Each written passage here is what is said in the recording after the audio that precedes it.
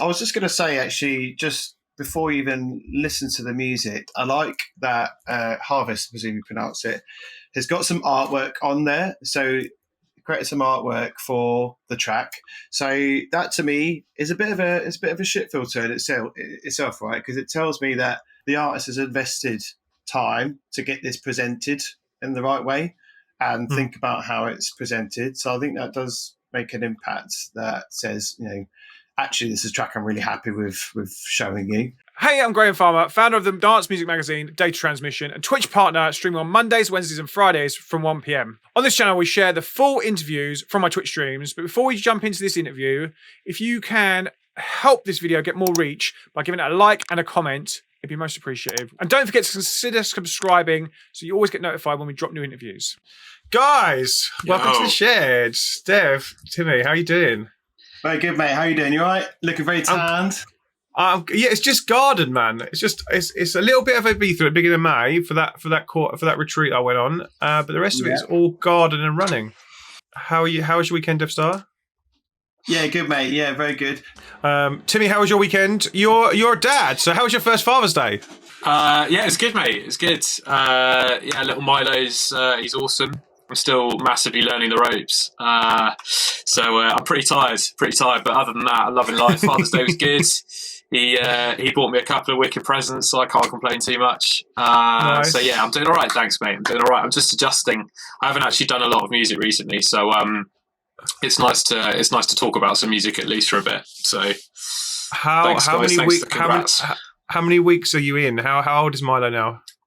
He's a month on Friday, which is mental. I can't believe it.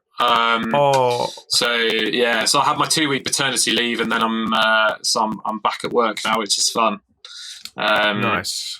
Yeah. So no, I'm good, mate. Thank you for asking. I'm doing well. It's a good thing. It only takes you about half an hour to write a banger. So, I haven't done anything for a while, really. I can't seem to do much at the minute, but it'll come back. Timmy says this all the time, right? And then like a day later, he's like, "Oh, I've got 5 new ones, so I listen to this." Great. Is that annoying person who says, "Oh, they're really struggling with exams," and then they'll get an A star? Yeah, yeah, I know. I don't think mate, I never ever said that when it came to exams and stuff. I was terrible. I never ever did that. Right. But yeah, I know what you mean. So tell me about. So let's get cracking. I mean, before we get started on these streams, the first thing we always do is we have a series where I just want to know your favourite meal deals. Basically, I don't know how this happened. I don't know how it started, but we're now a year and a bit in, and we love a good meal deal. So if you're going to one of the regular Tesco, Sainsbury's, Subway, where else? Asda, what is your go-to meal deal? Let's start, Devstar. I'm actually being boring at the moment because I'm wedding shredding. Yeah. I've had a salad yes. for lunch today. Very, very boring. My go-to is Pret, though. It's not really a meal deal, so it's a bit of a cop-out, but I love Pret. So if I'm having a naughty little lunch, I'll get Pret salmon with a little cheeky chocolate croissant and an Americano. Nice. Not Yeah, really nice, but it's worth it. I used to always have the Pret. What is it? The Pret Ploughmans with a banana. You know the banana loaf slice with the creamy stuff on the top. Oh yeah, mate. Anything on that front desk is a dream. So dear. And obviously at Christmas, you get their Christmas sandwiches is ridiculous. I don't know why I'm talking about Christmas in June, but their Christmas sandwich is banging. This is already making me hungry. This is the worst way to start. Lunchtime stream. Timmy, you go. What's yours? I'm going to go with something that's probably never been said. I'm guessing, but probably like a Boots meal deal or something like that. Ooh. Just to add a spanner in the works. Boots meal deals are actually really simple, but do the job really well, I think. And the sandwiches are normally quite good. They're like the dark horses of meal deals. I've had them. Not that I've bought a meal deal in about 50 years, I don't think. But yeah, it's just it works. It does the job. Boots is strong because you get an innocent smoothie and like an expensive cereal bar plus a decent sandwich for like, what is it? And vitamins as well. Just get some vitamins while you're in there as well for your next gigs, and you're sorted. Yeah, that's it. Well, always when you get in the train, you can get the Boots meal deal and some paracetamol for the hangover you probably got before you get on the train. And then Yeah, Boots does have a meal deal. They do. I've had a Boots meal deal. No, normally I get my Boots meal deal at Euston Station. It's like, I thought you're going somewhere home or something. And they've always got loads of sandwiches as well, because people don't think to go in there for lunch that often, so it works. It's the stealthy option. Wicked. That's a great meal deal choice. I love Boots. It's great. It's a good choice. So before I thought we'd listen to some demos, I thought we'd just talk about yourselves. Let's just chat through your kind of musical histories, and also with the label, because obviously the label's got a very distinct sound. I thought we'd kind of talk through what the kind of, if you were picking records that maybe you'd have liked to have signed from a label a long while back that would fit on the label from kind of older records, what would you choose as well? But let's start with yourselves. Dev, you start with you. I'll just work across because it's easiest. Dev, let's start with you. Tell us about yourself and how you got to where you are. Yep. So artist name is Devstar, DJ and producer based, typically London. I've just moved out of London now. I'm also the Touring Academy DJ coach as well. So I've got a 16-hour masterclass on DJing with Touring, which is on demand. Has been running for the last 2 years with a monthly webinar, which has been cool. My initial or first half of my career, if you like, was typically just on DJing. So won a couple of DJ competitions, one of which was the Hannah Once competition back in 2015. Those competitions took me to play at places like Space and Sankey's and Ibiza, and also tour with Hannah Once as well on our UK tours a few years back.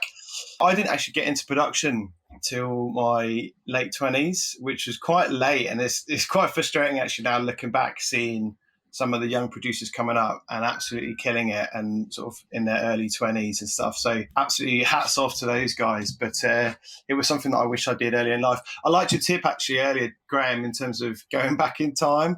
So it's like, that would be very handy if you could do that. I think I'd go back and learn production earlier, and also do events whilst I was at university as well. That's something I definitely would have done differently next time. But yeah, so had a few residencies over the years and really been kicking out the production in the last few years. So just had something out on Nervous Records, signed stuff with Simmer Black, Mad Tech, Divine, and of course, Make You Move. Wicked. Timmy, let's do you. Yeah, cool. Hi guys, I'm Timmy. I've been producing for about 15 years or so now, quite a long time. DJing a bit less than that. I haven't been DJing as much as I have been producing. Lots of releases on labels I'm very happy with. Labels like Cecile, Strictly Rhythm, Moxie and Piv and things like that. So labels that I'm quite into at the moment. But yeah, I've been producing for a long time now, running Make You Move with Dev, also running a small little imprint that I've got called Ear Sweets, which is just at the moment my own stuff. But it's a bit of a darker edge than Make You Move. So it's a slightly different sound. But yeah, DJing wise, I've had some cool little highlights. I played at Glastonbury a couple of times. Had 2 sets in 1 year in 2016, which was great fun. That was one of the muddiest years as well, so it's particularly it was quite interesting. Had a residency up in Sheffield for the Fez guys, which was really cool. So played with bunch of cool guys up there like Shonky, Apollinia, and a few other guys. So yeah, that's me really in a nutshell. That's cool. When did you two combine then on the label? Where did you combine? How did that happen? We met at 93, didn't we? In the garden. Ah. Well, before that, so we sort of met online via a managing agent, if you like, who took us both on. And we were in a little Facebook group, and I knew who Timmy was from before then anyway, loved his music. And I think of the group of artists in there, we probably found similarities with each other more than the others. So just naturally got talking on, social media. Then we bumped into each other on a drunken night out and 90 feet east. And then from there, we just started talking about, we want to run a label at some point. You know when you talk about people you get on really well with, and you can sort of go into like where you want to go with your music. And we were just saying things that we want to tick off, and we always wanted to have done a label at some point. And we felt like there was definitely a gap with the music that we wanted to be seeing out there and artists that we wanted to be given the platform. So we talked about it. Then we designed a bit of a concept, and then we're just like, right, let's actually do it. That's cool. we just saw there was as you'll know, Graham, there was a massive emphasis on minimal, the deeper sound, and we noticed that like the classic sounding house music there wasn't a huge presence of it, especially with the new producers. So we thought that we would slot in there because basically me and Dev both, it's our passion really when it comes to the genre. Like we love the more the classic sounding sort of Jersey, Chicago sounding house music. So for us, we felt like we would try and tackle that really. And we felt like there was a gap between, obviously you're going to get stuck if you try and make the music from the 90s, right? But I think there's a way where you can take a lot of the inspiration from it and put it in a modern day club track. So it's kind of relevant and up to date, but it's clearly got those references and those inspiration, some of the sounds which are picked out. So we wanted something which sort of combined, brought the old into the new. Sounds cool. Sounds really cool. So Timmy, we listened to your track on Ear Sweets on Friday. Tell us about, that's just come out, hasn't it? Yeah, Flying High. Yeah. Exactly. That came out on Friday. Seems to be doing okay in the Beatport charts, which is great. It's got some really nice store promotion, which you occasionally get like banners and stuff here and there, but for some reason this seems to be plastered everywhere, which I'm really happy about. But yeah, very much it's weird. It's very much a Brother, like Tristan da Cunha inspired track. It's like sweaty, dark, low ceiling dungeon sort of environments, like basement jams basically. But yeah, just really fun. The swing on it is really, really strong. There's like, I've used a really strong swing. It's like the MPC 3000, I think. So it's just really, it's a bit of a nuts track, but it's really fun to make. So yeah, I'm really happy with it. Should we play it? Can we play it? We were listening to this on Friday, on New Music Friday, and it absolutely thumps. Let's give it a little swing.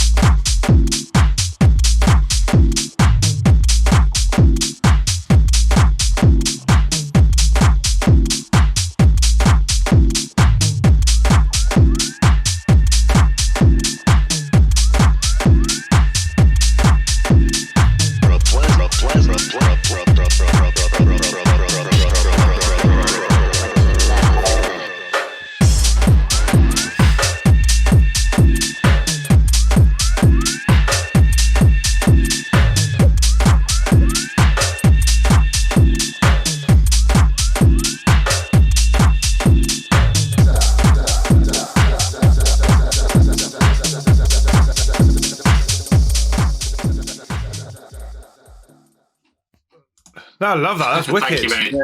That's great, isn't it? The drums on it. Cheers, guys. Good. Thank you. Yeah, I'm really happy with it. It's just a really fun tune. But thank you very much. When you can take away all the elements and just listen to the drums, and there's that's enough to listen to on itself. Yeah, exactly. Yeah, thanks, Dev. Appreciate it. It's mad how you both were saying, like, Dev, you've obviously come from a DJ point of view, and now you're going production. Timmy, you're going from a production point of view, and now you're going to DJ more. It just shows like that you literally can come at this from any angle and whatever works for you, basically, which is crazy.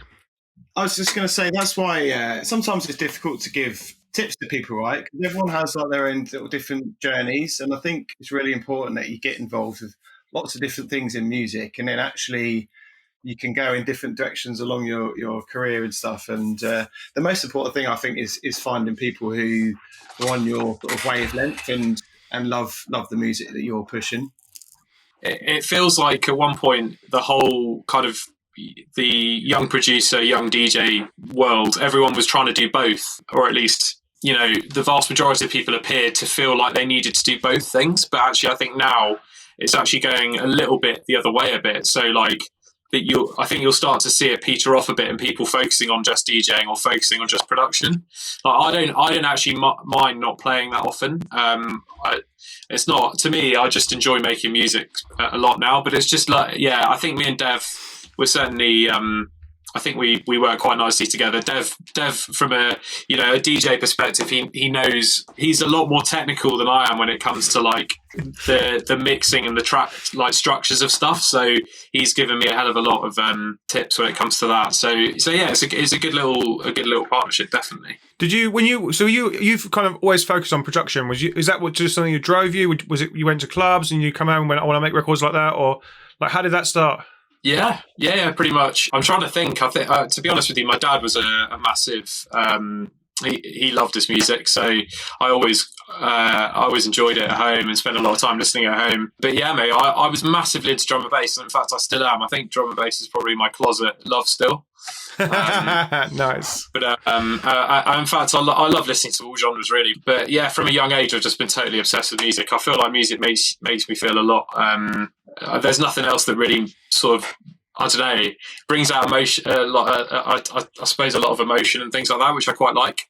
And yeah. I can hear Shelley high-fiving you in the air from the other side of the house at the mention of drum and bass. Well, I was just thinking, who hasn't had if you haven't had a drum and bass phase like in your musical journey, then I'm not sure you've probably had. I think that's right. Yeah, I think that's right. One of my favourite albums ever was the Pendulum Hold Your Colour. That was amazing. That thousands of times. Yeah, that was a wicked album. Also, all the early Chasing State and stuff, like going back a long time ago.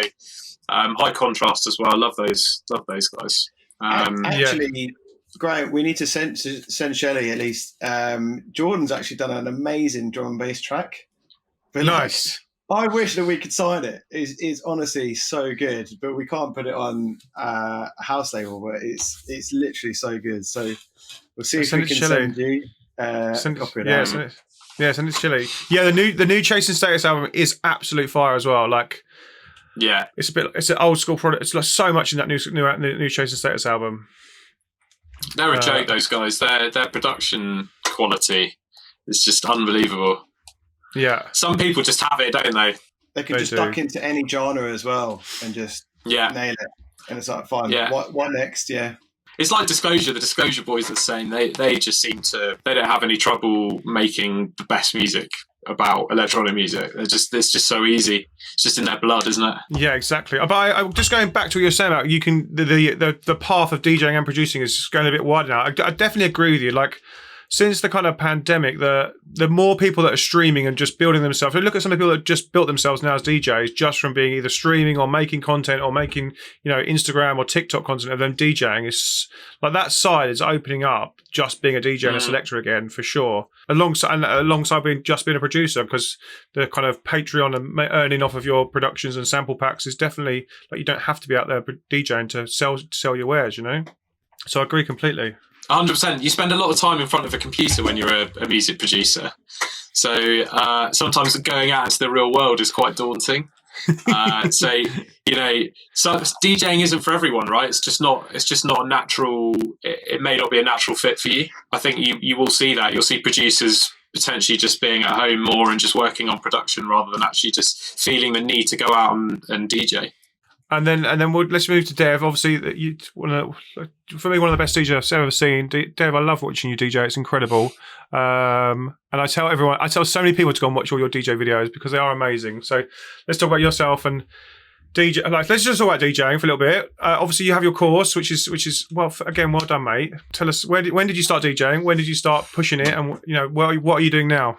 I was smiling when you opened up this topic because I was just thinking we could talk about this for 3 hours. Yeah, I know, right? Not listen to any demos. So I know, right? We actually did, with the Touring Academy, we actually did an alumni session just talking about the art of the DJ. We did something with Beatport as well with Martin Ikin and Ilias and Barrientos, where we just talked about DJing for an hour. And all I do every month is talk about DJing to the students as well. And that's just me waffling at them. So there's so much to talk about. If I go a step back then, so I first got a pair of decks when I was 15. Back then was 99, 2000. Garage was really taking off, like, commercially in the UK. That was my first love. I think there's like a Kiss House and Garage compilation that I Nice. remember listening to over and over again. And I belt drive turntables, so there's no quantized, no loops, no track analysis, no digital BPMs, anything to look at. And I'm definitely not, by the way, somebody who says, "Oh, yeah, turntables are the way. You're not a proper DJ if you don't use turntables." I just think that's absolute bollocks, right? It's what you make out of the kit, and it's what you bring to it. It's how you add value, and add value might be, as you said there, Graham, having the best selection and having tracks which people haven't got access to. It might be doing something creative on the decks, which is what I like to do. And just thinking about how to add value. So got decks when I was 15. Then I went to university with Jack Swift. So we were housemates at university. So pretty much any night out before and after the night out, we were on the decks messing around. And then as soon as I got onto the CDJs, it just took the creative element to another level. I think for me, my biggest influence, I think, was in that era when I got my decks. So I used to buy all the tape packs from nights out. There was one of my favourite tape packs actually was Sidewinder 2001 second birthday, and it was at Milton Keynes, the Sanctuary. Yes, Milton Keynes. Sanctuary in Milton Keynes. And this is before SoundCloud. So if you wanted to find the best new tune, you had to buy these tape packs, which you got from record stores. And then you have to find a track you like and then take it back to the record store and go, have you got this? And one of the good things about those tape packs was they recorded all the DJs who played there, and then you can listen back to them. And it also recorded the environment as well. So you can hear the crowd like kicking off if like the DJ would chop a track in that no one was expecting. And I loved hearing, and it got me excited about going clubbing because it's before I was able to go clubbing, at the fact that the DJ was almost trying to get one up on the crowd the whole time. They weren't just playing tracks. I'm going to play that one, then I'm going to play that one, then I'm going to play that one, then I'm going to play that one. It was it was not linear. It was dynamic, and it was moving with what the crowd needed and what the crowd wanted, even if they didn't know what they wanted. So I just love that like excitement and bringing in surprise to sets, and again playing tracks which people may have heard before, they may have bought before, but playing them in different ways. So that's to me what I think is like adding value as a DJ. So I've just taken that and like evolved that over time as the equipment's got better. And I think there's definitely pros and cons of that. There's pros because you can do more cool stuff, and there's cons because it's a nightmare like navigating music industry in general, let alone the music equipment. DJ equipment versus production equipment is just a minefield, right? So it's pros and cons about that. And then take that style of mixing and style of sort of entertainment and sort of the DJ adding more, but applying it to sort of house, which is what I sort of more traditionally am into at the moment. And then, just before lockdown 2020, I was doing some one-to-one lessons. And then I spoke to the guys at Tutoring who are doing lots of stuff for the academy. And then we decided to write a online course. So we've got a 16-hour online course, which is available now. It's been running for 2 years, and we do a monthly webinar where we can talk to the students and talk through questions, issues. We keep it really broad. It's focused on DJing, but we talk about sort of mindset and creating opportunities and things like that. So 3 of my students have won DJ competitions now, which I'm well chuffed with. So amazing. Yeah, I know. Yeah, well done, mate. They're like my little children. It just brings such a smile to my face, like knowing like there's so many things that you could just decide, I can't bother to that. And the course was something I was really chuffed with, that having a positive impact on people's own confidence to get creative on the decks. So yeah. I love that. I love when my course students do well or they do something cool, and I'm like, oh, go on. But that's wicked. 3 or 4 competitions. That's amazing. That's really cool. One of them was playing at a Dirty Bird camp in the States. That was his prize, which is amazing. No way. That's amazing. So, that's amazing. Surely they should have you up there as well, Dev, as the mentor. How do I enter? I used to love Dirty Bird so much. What a brand. All of their music was, going back to 2012 and like a bit before then, all the Dirty Bird guys, they're just amazing. Claude Von Stroke and that lot. worthy. Yeah. The Dirty Bird artwork's always really interesting as well. Yeah, the branding's amazing. And trippy. And that, so going back to Make Your Move, when we started it out, we were trying to think about what others aren't doing. And that's kind of where I like to think about opportunities in general. Think about what other people aren't doing and do it. And we were like, well, lots of people are just like concentrating on smashing out as much music as they can, a bit sporadic, a bit like, hope want to like throwing shit on a wall, hopefully something sticks, right? Whereas Timmy and I have taken a bit more of a relaxed approach. We'll only put music out that we're genuinely super excited about, and we'll invest as well in the design, in the PR, all the rest of it, so it lands properly. So we've got this whole like theme which evolves the Make Your Move. We've got this amazing designer you can find on Instagram called Panda Funk, I think it's called. Does all of our hand-drawn artwork. We actually prepped him up to do the artwork for our next release last week. And within half an hour, he sent us a pencil sketch to go, how about this? And it looked incredible. We were like, how the hell do you do that? So we're working with him. He's been absolutely brilliant for getting our branding and just... So we want our illustrations to tell a story over time. So when you look back through all of our releases, it will almost be a comic strip. And we wanted that just to be another expression of the brand. That's sick. That's really cool. I love that artwork you got. That's what I didn't realize. That's really cool. I really want to test someone and see if they can tell us what's happening, because I don't think we've ever asked, have we, Dev? I'd love to know if somebody can like try and work. I'm not going to put you on the spot, Graham, but I think one day. God, I'll have to go back. Oh my God. Don't worry about it right now. Just it'll be really embarrassing for me and Dev if you can't work it out. So maybe we'll do this another time. There should theoretically be a link between each one, and maybe it's clear for Timmy and I. But you should be able to see the story developing from one. Even so, we've got little characters, and they'll feature for a few releases, and then we'll go into a different character set. But there'll be a link to get from one to the other. That's so sick. Yeah. I love that. That's so sick. That's well cool. Fuck. We're going to think of some more characters. So if anyone's got any recommendations for highly animate characters that we can use. So I won't spoil the next two, but they're really cool. I was just having a quick scroll while you're speaking to see if I could work it out, but the pictures on SoundCloud are so tiny. I'm like going, oh no! Beatport's a really good way of getting all the releases in one place on one screen. But I agree with you. Going back a bit, the tape pack thing. I used to love getting tape packs, and you're right. The Sanctuary ones were amazing. And in fact, that's how literally I got into dance music. Someone played one of those tapes at my friend's party, and I heard Outer Space for the first time. And it took me 6 months to find out what that track was by just like asking to try and find out what the track was at this party that people could only just about remember. But yeah, I agree with you. So let's play. Should we play what's the latest track? Is the Jordan Peak track? Is that right? That came out 10 days ago.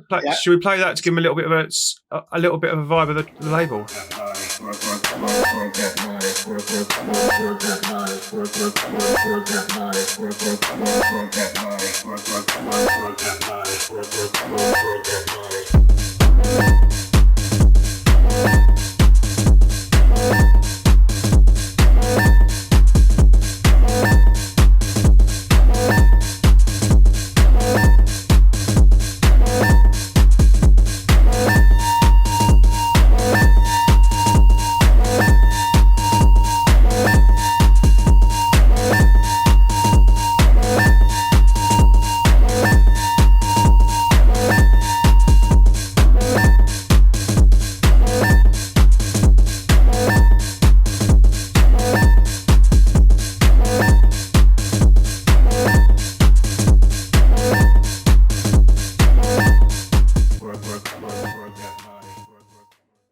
That's a beast. That's an absolute beast. It's mental.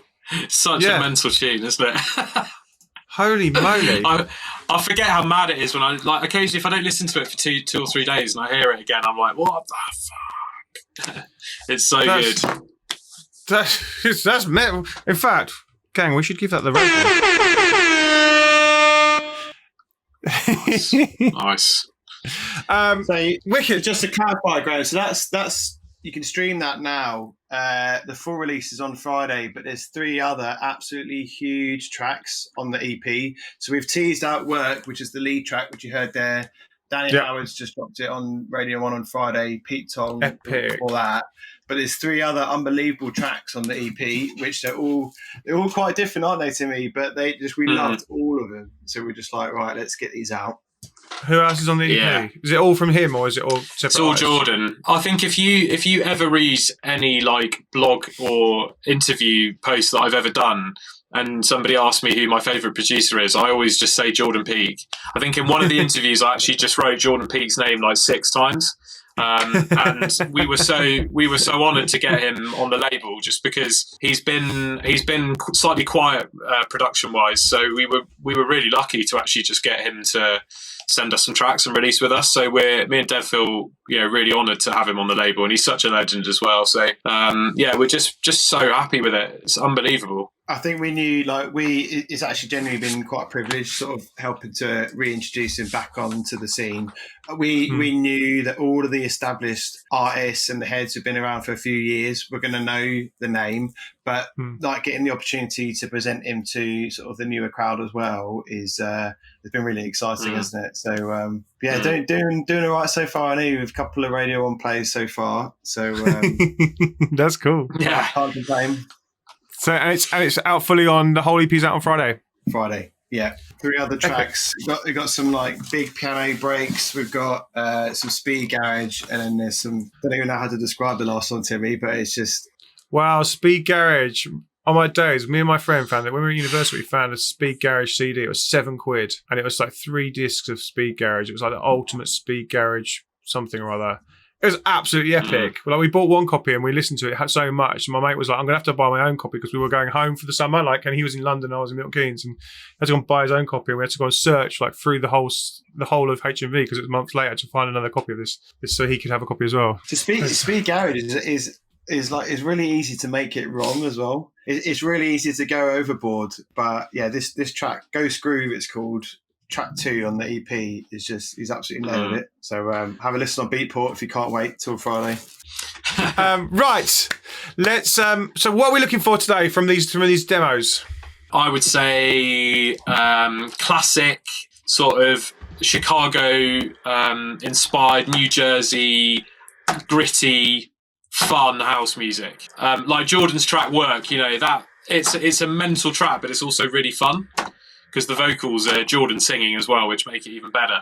So we like the fun stuff, we like the serious stuff. But yeah, I think that's probably what I'd say. Dev, you might have something a little bit different to that. But no, I like your 2 words, gritty and fun. Like fun is one that we always use in our press releases, right? Because I think there's a lot of house music which is really serious and really monotonous. And actually, I think fun keeps it broad for us, right? Because we like, as we said, the references to a lot of the house and garage from the 90s, but at the same time we are looking for quite broad stuff. So Work is actually probably the hardest track that we've signed, but we love it so much, we're just like, we can't not sign this. So we are quite broad, but it has to have that grittiness, that fun aspect, and something like it's got to have some sort of melodic content or like a good interest element hook. So yeah.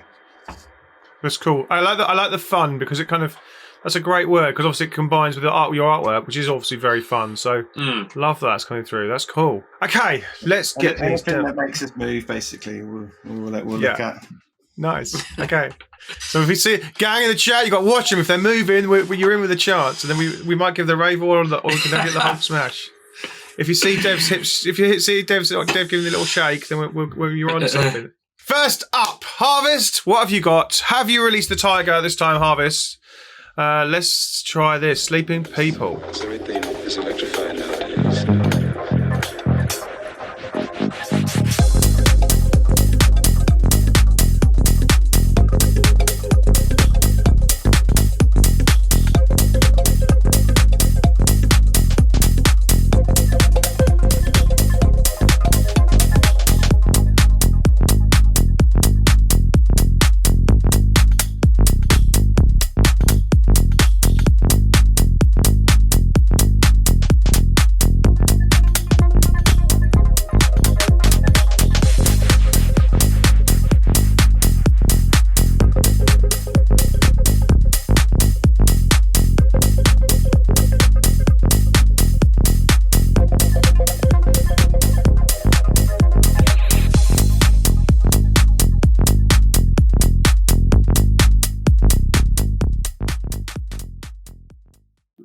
There you go.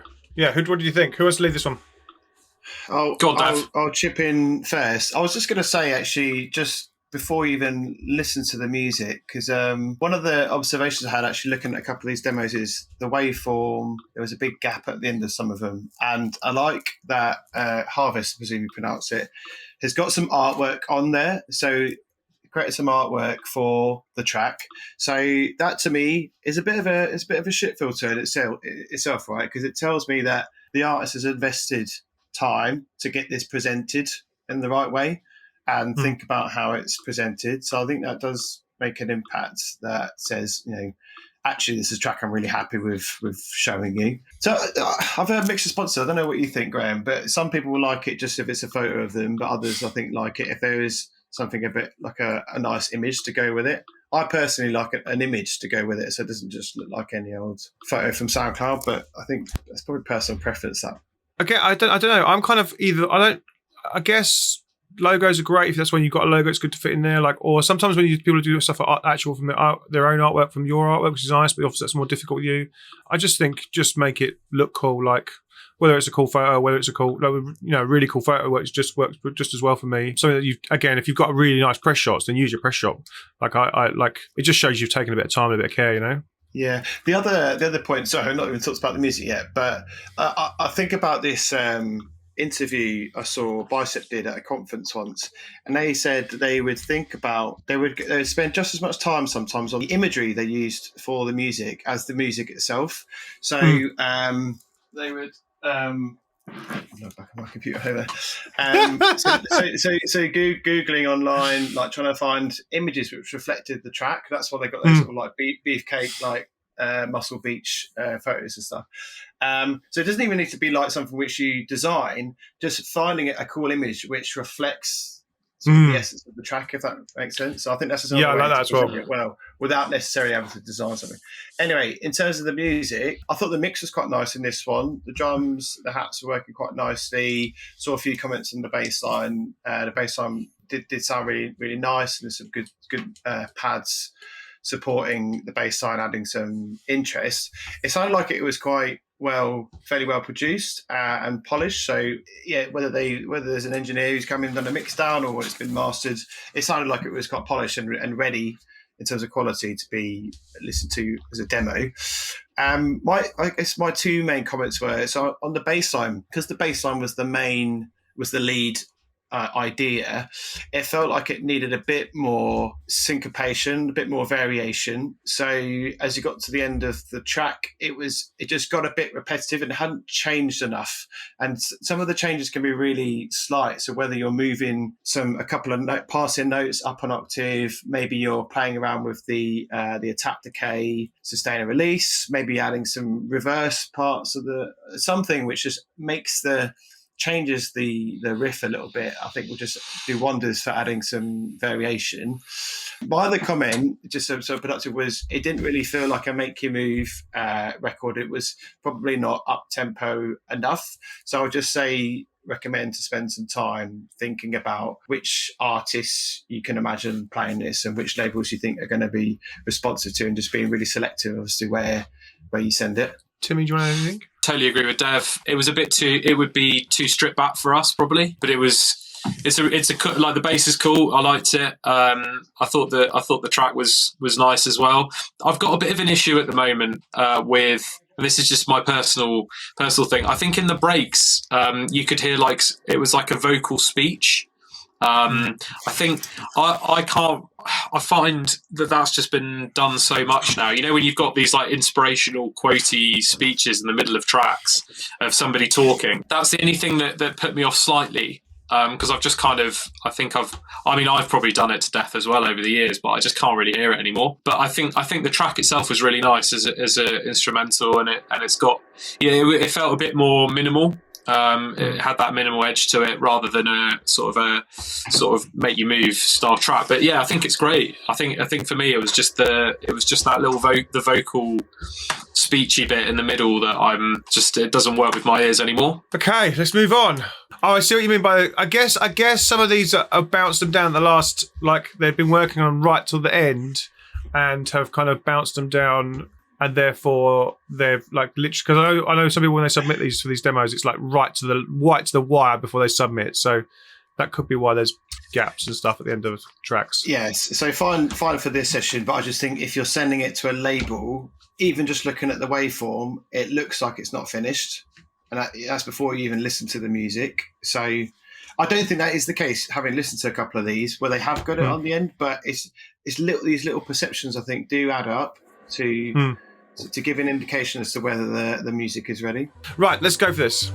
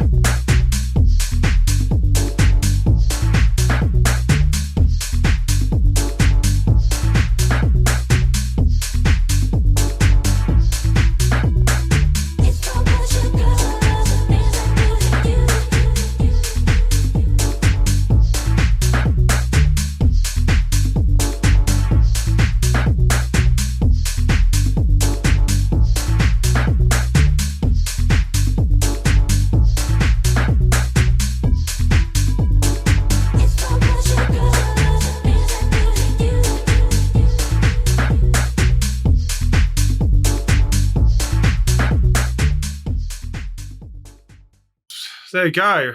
I like that vocal. Nice. That was cool. Work with the track for sure. Go for it, guys. Timmy, do you want to go this first this time?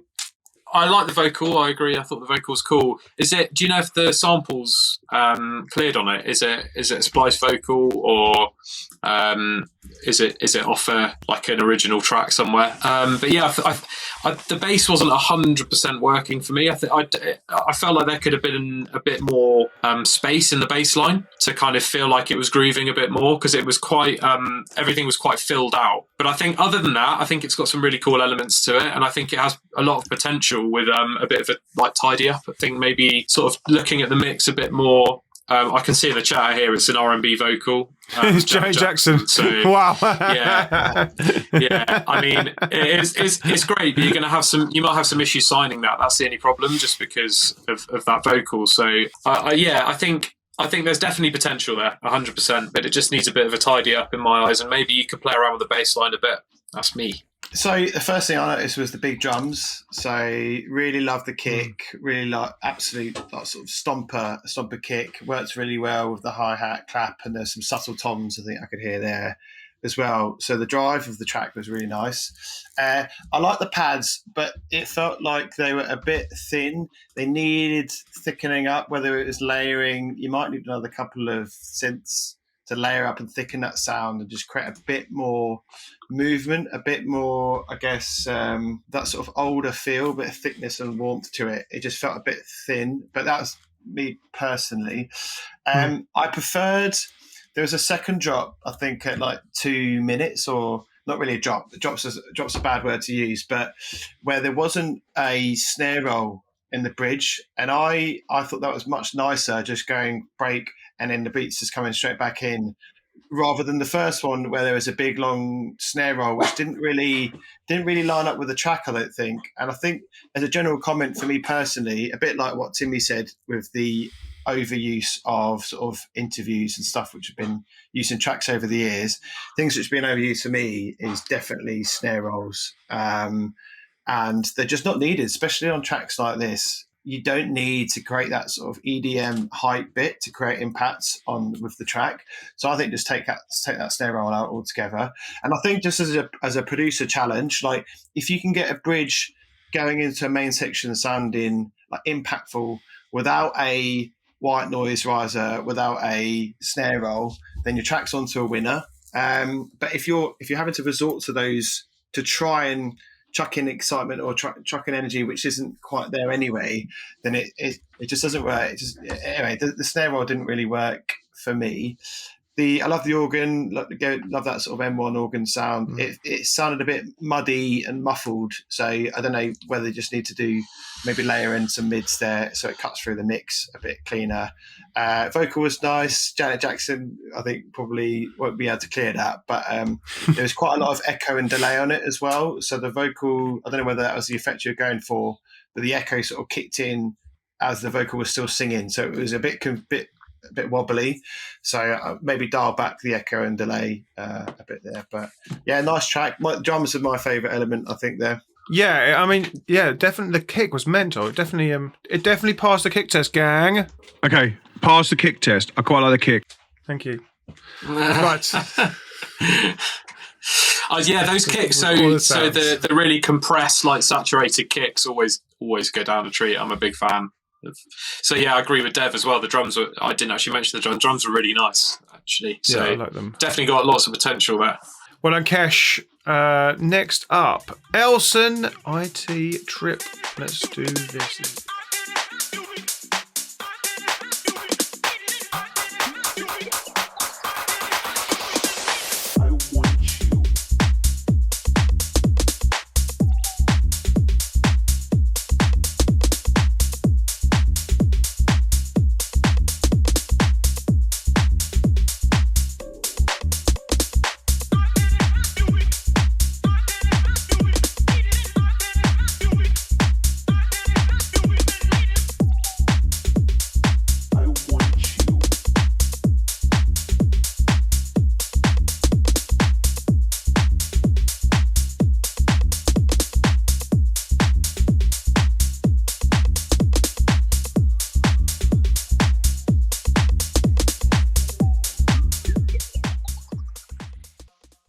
What did you think of that one? Who's going first? Yeah.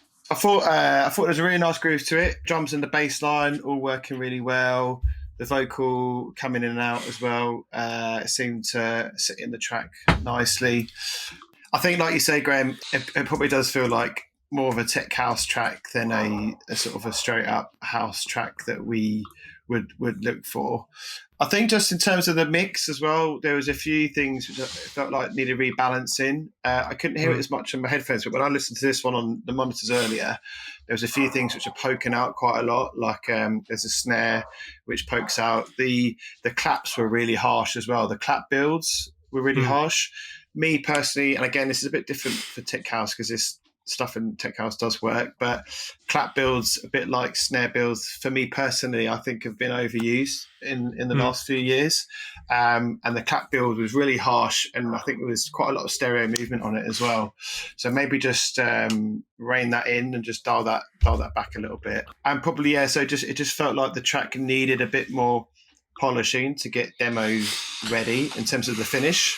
And just last thing as well on the arrangement, I noticed right at the end, about 5, I think it's a 6 minute long track, and at 5 minutes there was another quite intense build and drop, but then there's only a minute left of the track, which again, you're not leaving very much space there for DJs to allow to play that nice high energy section and then mix out of it as well.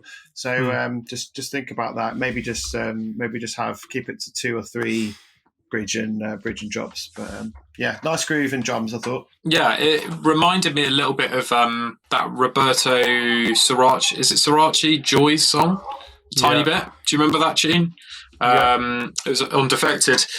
Yeah, very very tech housey for me, but I really like the vocal. I thought it was really cool and it stood out. I think you could probably make it a little bit less loopy. Things like on the vocal, you could potentially use things like beat repeat, which is an Ableton stop plugin, which is quite fun to make loads of varied changes and things. A really cool tip that I learned the other day with vocals is if you duplicate the layer, so you've got your original vocal there and it's just on your project, if you duplicate it and then mute the original, and then on that duplicated track, if you just add loads of plugins or like delays that you like and things like that, and you start flicking through the presets and record onto another track all of the different applied delays, then you get loads of gold. Like all of it is just recorded, and then you can go through and pick out the best bits of that recording. And it's just by flicking through delay presets and things, and you can, I mean, it really helps you find some cool little vocal changes. So that might be something to try possibly, but yeah, I think it was a nice tech house tune, really. That's a really cool. That's a really good tip, actually. And I think as well, related to that, is changing the delay parameter, because when you change the delay parameter, you can sometimes get that sort of slowing down and speeding up type of effect, which can sound really cool, really trippy, and just add a bit of variation to something if you're getting a bit too used to hearing it. Great tips. Wicked. Let's carry on. Right. Alpa Joe smoking in his hallway. Wait a minute.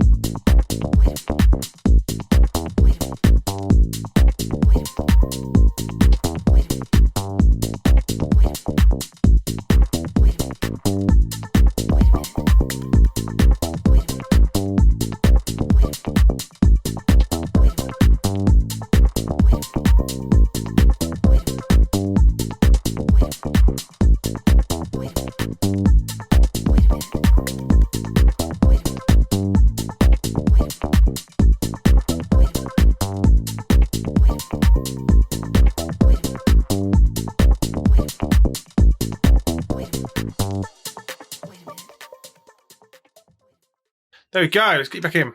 It felt on the minimal. It felt on the minimal edge for me. It was a bit. There was a lot of space in the track. It was quite loopy, but I found it quite fun to listen to. I quite enjoyed listening to it.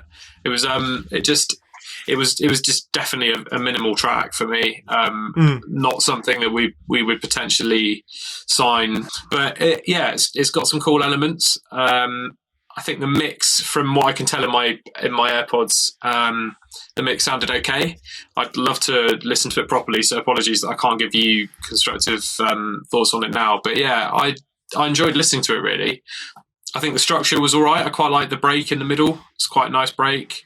I feel like you could potentially have added some ear candy to it. It needed a bit more ear candy, some like sparkly sounds and like nice kind of effects and things to give it something to keep us listening to different bits and bobs. But yeah, I think that's probably how I'm seeing that one. Yeah. So can you hear me? Okay. Yeah. Agree with what Timmy was saying. So I jotted down earlier. So the main theme idea was cool, groovy, but it did get a bit repetitive after a while, and it didn't really develop. There was no like evolution of the track, and that can be really subtle as well. Like, I mean, you know, some dance tracks, for example, should be repetitive, but there'll be subtle ways that they evolve and change over time. And I wasn't really picking up on that. And I don't know whether this is actually where perhaps sometimes you can get a bit stuck. So my recommendation for this is, when you go into a session, make sure you've got like maybe between 3 and 5 reference inspiration tracks that are ready for you to like look at if you get stuck or not really sure what it's missing, and then you can like really listen carefully to those tracks and try and pick out, do you know what, they've got something hitting off the beat there which sounds really cool and adds a bit of variation, or they've got a vocal shot which comes in every 8 bars or 4 bars or something, and you don't have to necessarily use the sounds from those tracks or copy them, but you can pick out the ideas and the techniques that are used. But I'll certainly recommend that for this one. So try and find 3 or 4 tracks which you think resembles the look and feel of this track, and see what they're doing, what else they're doing that you can add into your track. But yeah, I agree. So a bit minimally for Make Your Move would need to be a bit more up tempo, have a bit more melodic content. But yeah, that'd be my feedback for that one. Cool. Here we go. Right, let's play this one. You're in! Hurrah! He's in. Right, let's play this.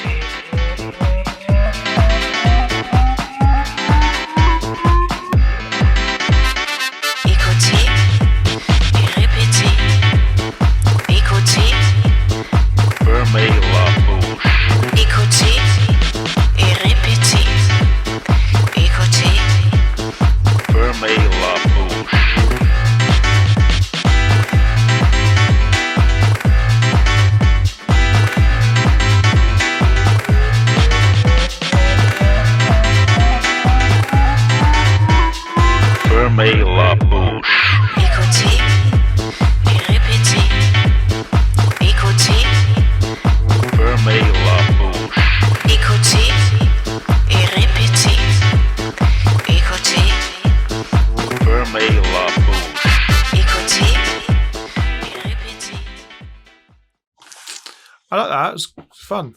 Shall I go first on this one? So I think really nice vibe on that one. Definitely summer pool vibes. Maybe down by the pool in Ibiza. Listen to the tunes. Nice and loud as well. I noticed it was. The piano riff is really nice. I think all of the sounds worked really well. The sax which came in and out. The sax wasn't overly used as well, which was good. The piano riff was really nice. And I really like the glidey bass line. I think the bass line was really nice. Although when I did listen to it on my monitors earlier, the bass line is super loud, particularly those high mid notes. You got to just be careful of that because it was a bit overbearing. But the bass line sound and the riff I really liked. I thought it worked really well with the drums and sort of playing off the piano. When I first heard the piano, I was, oh yeah, this is a really nice piano riff. But then I did get a bit bored of it too quickly. So it felt like the piano riff needed a bit more to it. And I don't know, it sounded to me like this is probably a sample. So I don't, and do correct me if I'm wrong. So either if it is a sample, are there other elements of the sample that you can take and use? Or can you map the sample to MIDI and play in some extra elements to it? And if you have played it in, fantastic. Maybe you can develop out that riff a little bit more. Going into that first part, the intro, I think it took a minute and a half. I probably cut the intro down to a minute. And then when I was hearing, I thought the piano riff was being teased in. And then after the end of the beats for the intro, I thought we were going to hear a really nice sort of piano solo and then go back into the beats. That's kind of what I wanted to hear when I was listening through to it. But the piano riff wasn't enough to do that. So I kind of understand why you couldn't do that. So I'd maybe think about developing out the piano riff, giving it a bit more to it. My main bits of feedback. But yeah, bass line really nice. Just needs to be tamed a bit in the mix. And again, sorry, bit boring, but I really didn't like the snare rolls. It felt a bit too high energy for this type of track. So yeah, that's my feedback. I think that was probably my favourite one so far. I think, and it was probably the most suited to the label, or at least what we're sort of looking for, because it was a bit more. What is it? Ferme la bouche, which is it shut your mouth? I think. Something like that. Close your mouth. Very good. Yeah. Je parle un petit peu français. Les raw saucisses. Les raw saucisses. Yeah, I thought it was cool. I liked the theme of it. The theme of the tune was really fun. So it definitely has a lot. It has something to it, which is important. That's the hard part is finding a theme, isn't it? That's appealing. So yeah, I think it was a good tune, and I definitely felt like it was the most. It was my favourite so far, I think. But yeah, it just something lacking a little bit for me. I think there was just something missing. I think it was a bit too loopy in the end. But yeah, I still liked it. I still enjoyed that. And I think as I said, it's definitely the most suitable to the style we're trying to sign at the moment. Yeah. When I was listening, when it came on, I was like, we could be on here. I was like, we sound more closer. It's definitely more 90s feel to it, more Chicago house. Yeah, cool. Right, Ruben Anderson, Parallel. Let's go for this one.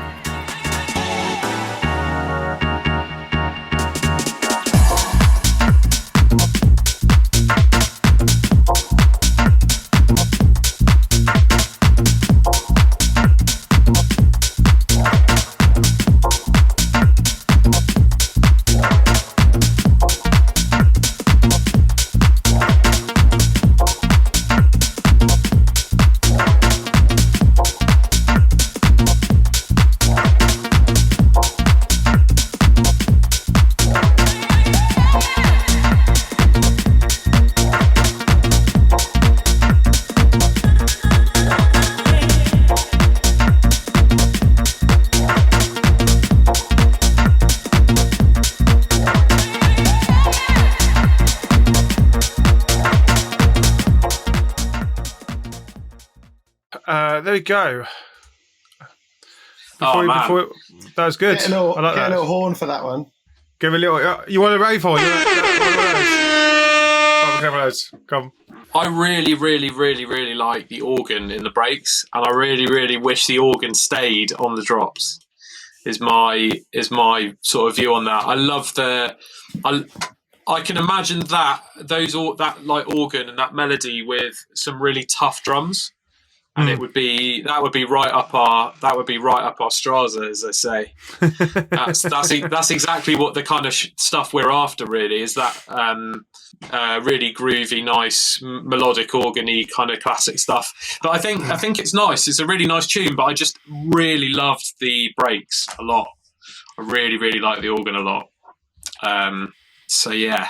So, mate, I'm gonna just be a broken record here, and I wrote down the exact same thing. So actually, just to separate the two bits. So I really loved the drums. I thought they had a really nice swing to them. Sounded like they were well put together. The drums were they had enough in them to stand on their own. I actually liked the beat as well. The only bit I didn't like was the little plucky bit at the top, but I get why that's there. Is maybe just put it back further in the mix so it's less prominent. And loved the bridge and the breakdowns as well, that organ, and it sounded like there was another synth in there as well, very sort of Grant Nelson sort of vibes. I have to agree with Timmy though, because it felt like the two weren't working together, so they're almost like they were two different tunes, two different ideas, but they weren't really complementing each other. I think it was particularly the middle bridge section. I remember looking at the waveform thinking, I'm looking forward to see what he does here. And then the chords come in, I could see Timmy smiling and I was smiling. And then it just sort of stopped suddenly and went back to that plucky sound it was too abruptly. And then the main section which followed didn't really resemble what I guess the core sort of niceness of the bridge parts. So I'd maybe think about, you might not like this, but maybe writing something to those chords that works a bit better with them, or I don't know. It just felt like the two were too different. It was too much of a contrast there, and sometimes that contrast is good but they weren't really complementing each other on this one. But really nicely produced track. Love the drums. Love all the sounds that were used. Other than that plucky bit, and the chords are great. Definitely, the chords are definitely up our street in terms of the riff and. It sounded like there was another synth layer in there, which sounded amazing too. Definitely Grant Nelson vibes on that. Nice. Wicked. Right, next up, Mitch Gilby, Take Me Higher. Let's play. I don't know what that little do was. Let's go.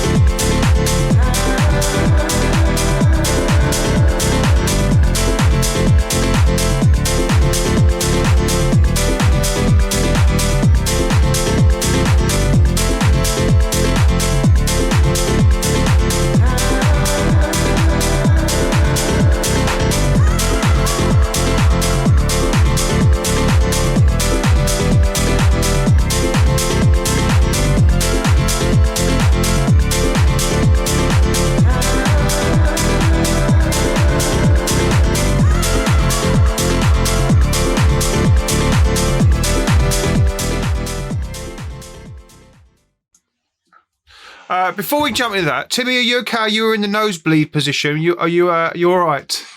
Well, I was doing this. No, I'm good. I'm good, mate. It's in the. I've got a nosebleed. I'm gonna. No nosebleeds here. I'm fine, thanks. Yeah, just having to massage under my eyeballs slightly, just because I'm so knackered. But I'm all good. I'm all good, mate. Thank you for checking in, though. I appreciate that. Right. Yeah, Dev, do you want to tackle this one? It's your turn, isn't it? Is it my turn? It's my turn first, isn't it? Sorry. So I think it sounded like it was quite well put together. Again, the drums sounded really nice. I really liked there was a couple of diva screams in there. They didn't come in. They weren't the main vox that was used, but another good diva scream. The Take Me Higher vocal. and what looks like the main theme of the track, given the track name, didn't actually come in till about midway through. So it just felt like if you've got a theme and that is the theme of the track, you do need to hit it home a bit, consistently throughout the track to create that familiarity for the listener. So that to me felt like it probably should have been used a bit more. And I think one of my general comments was it did need probably a bit more prominent vocal interest rather than just sort of stuff which sat in the back of the mix, sort of very atmospheric. It felt like there needed to be a bit more of a vocal lead to this track. And that's probably because the piano riff is really nice, but it was just a bit too nice. It did get a bit repetitive after a while. I don't know what it was. It just needed a bit more syncopation, a bit more movement. And I think probably just the riff, a few of the notes or a chords I probably would have changed as well, just to make it a bit more sort of jazzy and vibey for the kind of sort of 90s style chord progressions that we would typically get excited. It was a bit more sort of a mainstream piano house progression. The string line as well, really nice string sounds which you picked out there, and I love the idea of layering a string riff over a piano riff. But the string line was quite a simple progression, so it just needed a bit more. It reminded me of Fade a bit. The strings in terms of the sound used. So again, like really nice sound used, but it just wasn't. It wasn't in the actual the notes. The progression didn't quite carry enough interest for me. Last comment I think I had was bass line was again probably just a bit too tech housey for us. So maybe just if you are targeting us, I think about some of the more sort of subby 808 or sort of cleaner bass sounds and have it a bit more of a groovy pattern as opposed to just on the grid lines, as it were. Do you think that one thing I said in the chat was the hi-ho? Is that hi-ho? Was that was that out of Black Box Right on Time? Do you think that was a sample? I thought that with the Diva Scream actually, where they'd just been pitched. That one. Yeah, but it did sound a bit different. So I didn't know whether that was because it had been pitched down. But that's what I thought as well, Graham. Yeah, no, it was good. It was good. I thought very much the same as Dev, really. I think there were lots of elements. There was almost too many different things thrown into a track, really, because the bass I didn't think quite fit the sort of musical elements. So I think if there was a bit of a tidy up on your bass line, like Dev said, like a nice 808 subby bass would be awesome. I think the vocals were, you've got loads of really cool ideas there. I just think maybe it could be, you could explore them a little bit more.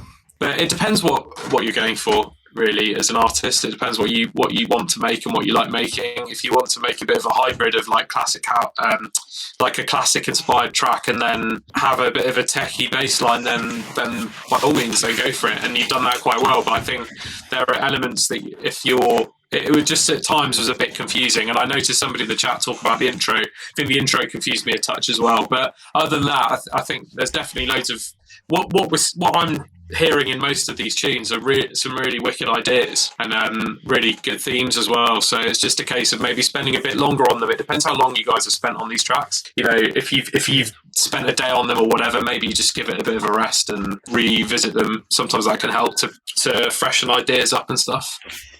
One thing I would just say whilst we're waiting for Timmy to come back is I think with feedback, you should obviously listen to the feedback, but then decide if it's right for you. So I noticed one of the artists who got some feedback earlier, and it was really pleasing to see that they agreed with what we had said and was like keen to put the changes through. But I would just say at the same time, you do need to take a step back and consider whether actually that feedback you agree with and whether it's right for you as well. So some of the feedback we're giving, for example, is to try and mold some of these tracks so they fit in with our label. But actually, as the artist, you should be deciding which way you want to take it as well. So there should be a bit of feedback and then think about whether that's relevant to your style and what you're trying to achieve, and then take the bits that you agree with and then put them in. So don't always listen to feedback. Test it, see if it works for you, and then put it through. But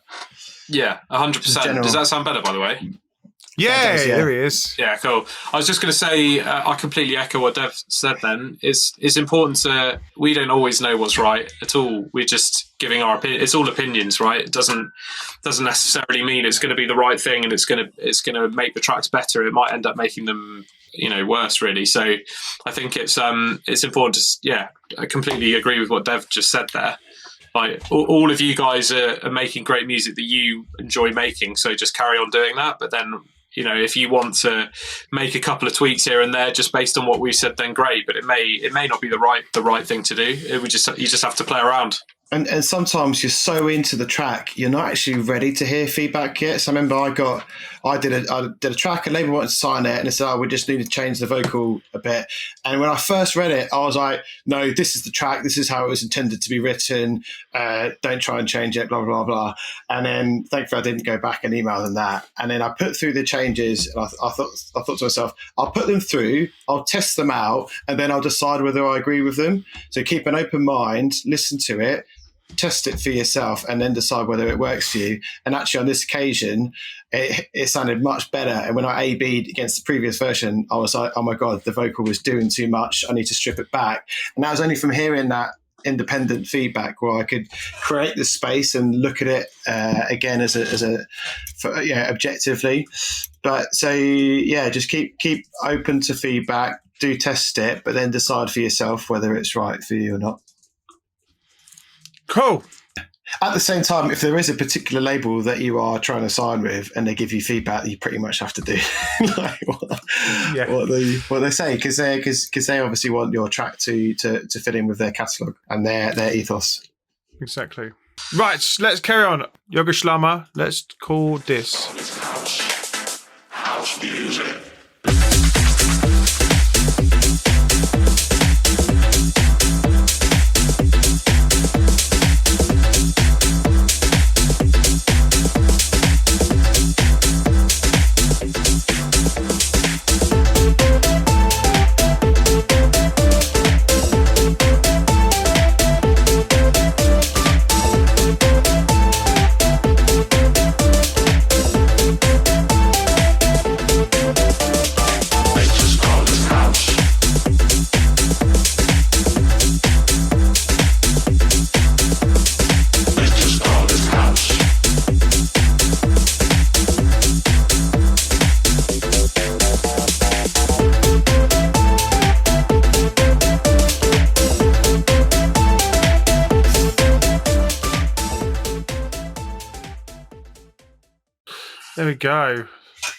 There we go. That was intense. I quite enjoyed it though. Yeah, no, it's good. It was good. Definitely intense. I have to be completely honest. The lead didn't. I can just see. God, I was saying that as well. The lead wasn't to my taste, really. I felt like it was a bit kind of. I don't know. I'm not sure whether it was the sound or the melody or a bit of both, really. But I think that it felt a little bit too EDM-y for me as well, and just a bit sort of high intensity stuff. But I think there were some nice parts to it. The drums were quite nice at times. I quite liked the drums, but I just found it to my taste, it was just a bit too intense, especially that lead. Maybe it could have been tamed slightly, and maybe a different sound. I don't necessarily think the melody was the problem. I just think it might have been the sound, possibly. But yeah, that's just my thoughts, I think. So I'd agree. I'd even say I didn't know what the lead was, because there was quite a lot of sounds all trying to fill that role of the lead. So you had that fluty organ sound which came in, I'm not sure when it came in, and sort of assumed the position of the lead sound. But then you also had the riff and the piano riff, and then you also had that sort of FM bass line, which the sound of the FM bass line I actually really like, and there was some quite nice automation in there as well to create some variation. But they were all really loud in the mix, all trying to do the same thing. So you kind of need to pick what the lead theme is and then have other elements supporting that, whether it's more subtle layers or other interest musical elements which are sitting in the background, creating the interest and creating the ear candy, but aren't aren't fighting for that space. I didn't like that riff, that flute riff. I did see the comments actually. It reminded me a bit of Nightcrawler's MK Push the Feeling on that sort of the sax riff, but it didn't really feel like that came in really aggressively, and actually there was already enough. There's already those two elements there competing for that lead space anyway. The FM, the mid sort of FM sound, and the piano. It didn't need that other sound over the top. And just as a general comment for me, I really dislike about 95% of vocals that use the word house or house music, just because it's a bit cheesy, it's a bit done. It's very difficult to do it in a sort of cool, credible way. I didn't really like the sort of the spacey effects on that vocal as well. I don't know whether that was the sample used. It was quite intense. That's my, again, personal preference, but I tend to err away from anything which says house or house music, just because I think it's a bit obvious for me. But I think the main thing I liked from this was I really liked the sort of FM bassline sounds, and I did think that the automation was quite good as well in terms of adding variations to that. But there was too much going on in this track, I think, to really understand what the theme was. Right, flipping out. Right, two left. Got Malicious Author and is it Skeleton Keys' last one? Yes, cool. Okay, let's go for this. Del vuelo.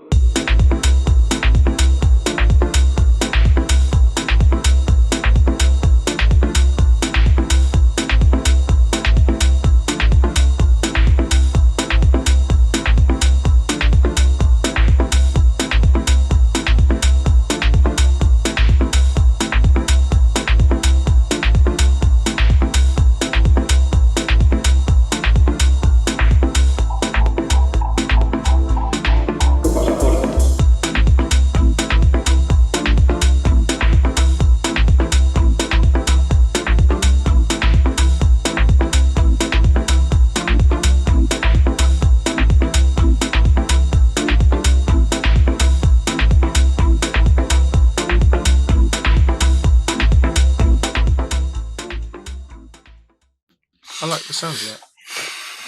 Yeah, interesting. Exactly. I think genre-wise, it's I don't know. It felt a bit more like old school minimal.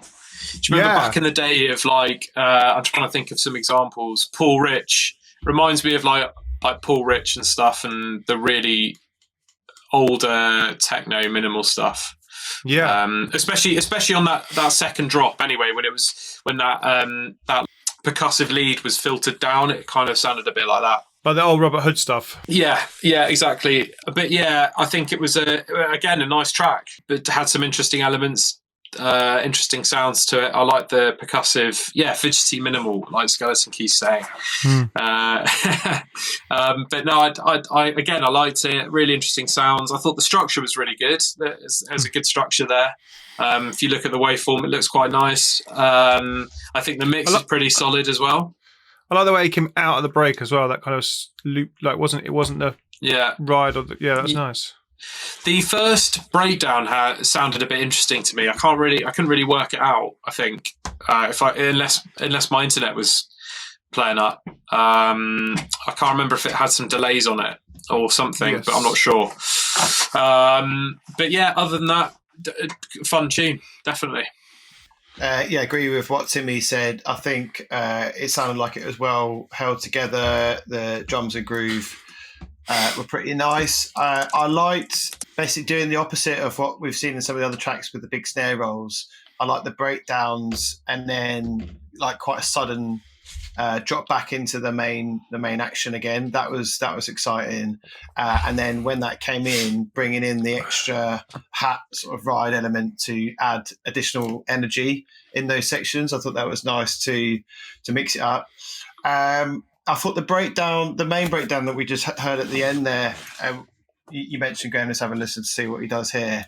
I think you can kind of see what you're trying to do in terms of having that really like a lot of space so that you're really locked in to that sort of lead synthy stuff. It just needed a bit more. It needed a bit more atmosphere to add to it, because there was a bit too much dead air there, and that you could, things like adding reverb or adding some delays and stereo to it. Maybe even just adding some simple effects, some sweeps down. Doesn't have to be like cheesy sweeps down.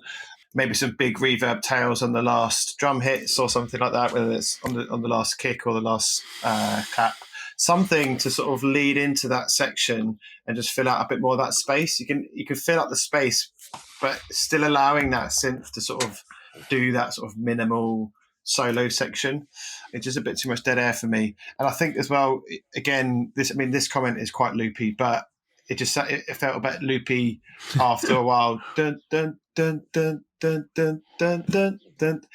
But it was over and over and over again. I would think about when you have got a riff like that and you really want to hit home that theme, maybe think about getting a secondary lead to swap the MIDI over, but it goes into a different sound. If you have a different sound doing the same riff but in a different phrase of the track, it can just add so much variation to it just by hearing a different sound operating the same role.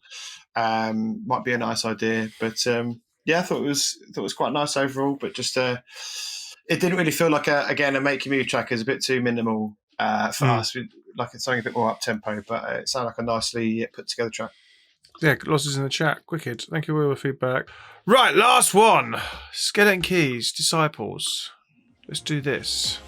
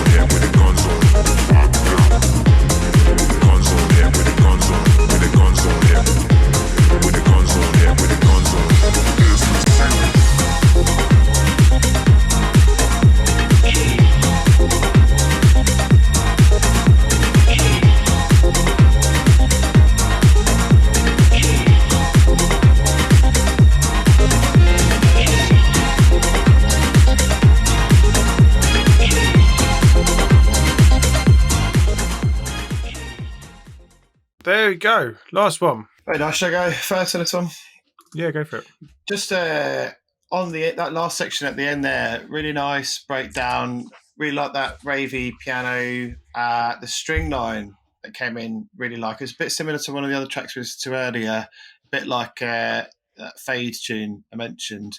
But that last section there, that last sort of, it wasn't really a drop, which I like, but it kind of, the energy built up, the anticipation built up, but then it went back into the same drums and bass and sort of main theme. I would have just continued that string line on in the drop, so held that, kept that string line running as the bridge comes and it drops back in, and then that string line will add that variation and that energy lift for that last section. That'd be quite an easy fix, but that to me, it needed that sort of euphoric end to that, resolution to that breakdown.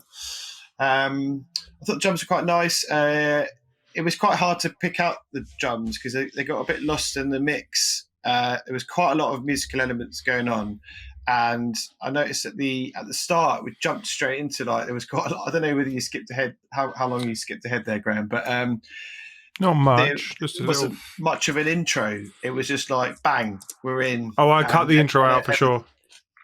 So, but it looked like it was still fairly. I don't know I can't see how long this track is, but it looked like it was still fairly near the start. So just think about easing elements in. But it sounded like the drums were nice at the start, and filling out the space. The hats are quite quiet as well. The hats typically shouldn't be overshadowed in terms of actual volume level to anything really, because the hat needs to poke through and drive the mix. So maybe just have a look at your hat levels. Again, this goes back to reference tracks. Make sure you have good reference track in your project. So actually don't have it in your project, but when you're happy with the track, bounce it out, put it into a fresh project with 2 or 3 other reference tracks, and just do some A-Bing in the mix, and picking out, going through the different elements like hats, your kick, bass line, your lead, and just seeing where the levels are against those reference tracks and just seeing how they stack up. But the hats sounded a bit quiet in the mix. But I thought it was a nice track overall. Some really nice musical elements and themes in there. Yeah, I totally agree with Dev. I really liked the main break. The sounds in the main break were my favourite part. The keys that came in, I thought that was really cool. But other than that, I totally agree with what Dev's saying. Really, I think the mix, the drums could have been a bit more present. But other than that, yeah, I'm not really sure what more I could add other than what Dev said. Really, I think it was really decent. But just there were a couple of things that I preferred the break in the middle. I preferred that lead synth in the middle. Yeah, I don't think I can add any more, to be honest. But like all of the tracks, it was still nice. I enjoyed listening to it. Cool. Okay. Oh, great tracks again to say. Thanks for everyone that submitted. That was wicked. What's coming up for the label? Next release is coming out this Friday for the label. Well, so we got Jordan Peak out Friday, mega release. It's make sure I get it the right way around. Less drama, more party EP. So 4 absolutely stomping tracks. We've got another really exciting release in the pipeline later this summer with a really good remix and featuring one of our favourite artists and vocalists as well. So we can't really say more on that, but just watch this space, because that's something that we're really, really chuffed to be putting out later this summer. Timmy, anything more to add from a label perspective? Just by all means, send demos to us. We're super keen to listen and check music out all the time. So if you have anything that you feel is similar to the Jordan Peak release or any of the other tracks in the back catalogue, then please do send over, because we'll certainly check them out for you.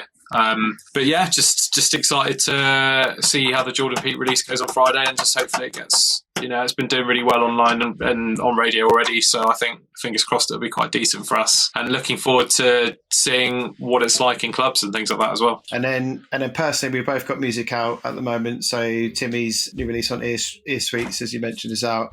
I've got Give It Out featuring Pravina, amazing vocalist based in London, out on Nervous Records as well. So go check those out. Cool. And then are you playing out there, Dev, more now? Now it's open again? Yeah, getting there. It's still been quite difficult to pick up again. I think a lot of momentum has slowed down for a lot of people from COVID, but got some cool stuff coming up. Playing in the Lake District next month, so that's going to be really exciting to do that. Not played a gig up there yet, so anyone who's based up north, give me a shout. Oh, sick! You can go and check out our land. So at Christmas, my Twitch crew, I'm a lord in the Lake District. Me and Shelley we're Lord and Lady Shelley, and we have a square of land in the Lake District somewhere. So we can. I'll have to give you the coordinates so you can go and stand on it. Is that a square meter or square acre? We have what is it? 5 square meters of land in the Lake District. We're going to have somewhere. Amazing. Somewhere. Maybe we'll do an after party there. On that square. Lord Farmers, Lady Farmers, little land in the I want to do a rave from it at some point. But yeah, go on. We'll find the details in my pack that we were sent. Wicked. Thank you so much for joining us today, gang. It's been so much fun to have you on. Thanks for being here, and thanks to everyone that submitted tracks. Yeah, no, thanks, mate. It's been really good fun. It's been a different Monday afternoon for me, which has been cool. Typically, I'd be working today, so it's been nice to hang out with you guys and listen to some music. So yeah, I really appreciate it. Yeah, good to catch up, Dev, as well. Well done for everyone who submitted a track. As I said, take on some of the comments, test it out, decide whether you are happy with changes. I think my favourite pick would be that middle one that we said about with the Grant Nelson-ish chords. I'd quite like to hear an update of that, if we're going to see some changes in that. So sweet. All right. Yeah. No, I forgot to say, but thank you for all the music as well. It was great to listen to all the tracks. Me and Dev are quite. I'm speaking on behalf of Dev here, but we're always open to listening to people's music. I know sometimes it's hard to get people to listen to stuff, but I think we're always pretty open about listening and things. So feel free to throw music over. Amazing. Wicked. Thanks, gang. I'll see you both very soon. See you soon. Yeah, cool. Cheers, guys. Take it easy. Cheers, guys. Bye. Take it easy.